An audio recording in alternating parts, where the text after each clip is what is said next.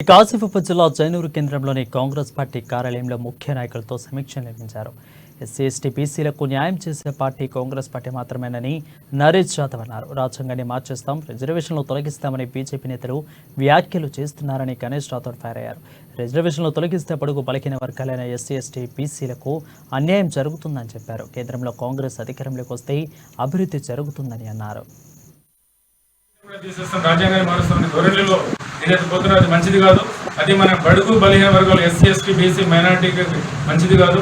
ఈసారి ఒకవేళ వాళ్ళు వస్తే మాత్రం రాజ్యాంగమే చేంజ్ చేసే అవకాశాలు ఉన్నాయి. కాబట్టి మనం బీసీ ఎస్టీ మైనార్టీలు ఓబీసీలు మనం బతకాలంటే రాజ్యాంగం ఉండాల్సిన అవసరం ఉంది. కాబట్టి ఈసారి బీజేపీ కాకుండా కాంగ్రెస్ని గెలిపించి సెంట్రల్లో కూడా కాంగ్రెస్ రావాలని కోరుతూ ఈ బీజేపీ ఏదైతే కుట్రపంతుందో దీన్ని మనం అందరం ముఖ్యంగా బీసీ సోదరులు, ఎందుకంటే వాళ్ళ శాతం జనాభా ఎక్కువ ఉంది కాబట్టి బీసీ సోదరులు మోడీ మత్తులు పడకుండా హిందుత్వాలు పడకుండా వాస్తవాలు ఆలోచించండి. మనకి ఇప్పుడు కామన్ మ్యాన్కి 2 మంచి పనులు ఏం చేస్తారో చెప్పండి. బీజేపీ వాళ్ళు 10 సంవత్సరాలు అవి చేయకుండా అన్ని రేట్లు పెంచుకుంటా